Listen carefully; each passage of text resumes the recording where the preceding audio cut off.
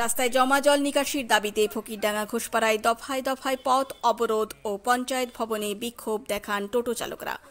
আজ বৃহস্পতিবার সকাল ৬টা থেকে প্রায় ১২:১২ পর্যন্ত নবদ্বীপ ব্লকের ফকিরডাঙ্গা খোলাপাড়া গ্রাম পঞ্চায়েত ভবনে বিক্ষোভ ও ঘোষপাড়া এলাকায় রাস্তায় গাছ ফেলে টোটো দাঁড় করিয়ে দফায় দফায় পথ অবরোধ করেন সেখানকার শতাধিক টোটো চালক। অবরোধকারীদের দাবি, ঘোষপাড়া এলাকায় বেশ কিছুটা জায়গায় দীর্ঘদিন ধরে জল জমে থাকে।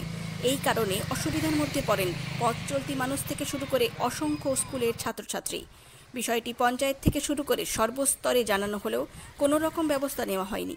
ফলে এক প্রকার বাধ্য হয়েই আজ সকাল থেকে পথ অবরোধ করেন সেখানকার টোটো চালকরা। পরবর্তীতে তারা পঞ্চায়েত ভবন ঘেরাও করে বিক্ষোভ দেখান। দীর্ঘ সময় পথ অবরোধ ও বিক্ষোভ চলার পর স্থানীয় প্রশাসনের কাছ থেকে আশ্বাস পেয়ে অবরোধ তুলে নেন অবরোধকারী টোটো চালকরা। সব খবর সবার আগে, মানুষের সাথে মানুষের পাশে। ফকিরডাঙ্গা থেকে সৈয়দ আবু জাফরের রিপোর্ট, MBS নিউজ। মানে ক্যাম্পের ইনচার্জ এখানে ওনার স্টাফ নিয়ে এসে পৌঁছানোর পর আমাদেরকে কোন ক্যাম্প এটা? কোন ক্যাম্প এটা?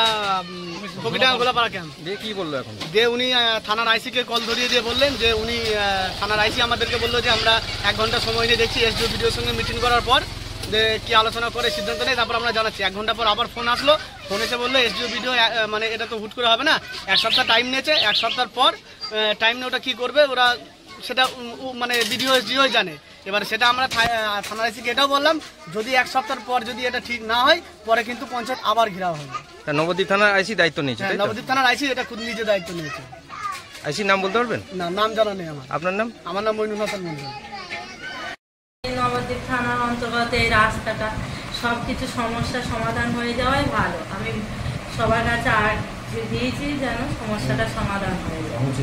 আমিও চেষ্টা করছি, থানায় জানিয়েছি, অন্যান্য জায়গায় জানিয়েছি, জেলা পরিষদে জানিয়েছি, রাস্তাটা সমস্যার সমাধান হয়ে যাওয়ায়। অবরোধ রাস্তা উঠে গেল, ওটা উঠে গেল, তো আইসি নবদ্বীপ থানার আইসি ওদের কথা দিয়েছে 7 দিনের মধ্যে একটা ব্যবস্থা করবে। এই নিয়ে কিছু বলবেন? বিডিও স্যারকে আমি জানিয়েছি, বিডিও স্যারও সময় নিয়েছে যে আমি ডিএমকে জানাবো, জানিয়ে সমস্যাটা সমাধান। এটা ফকিরডাঙ্গা পঞ্চায়েত, তাই তো? আপনি কোন নামটা? সাজদা পাল।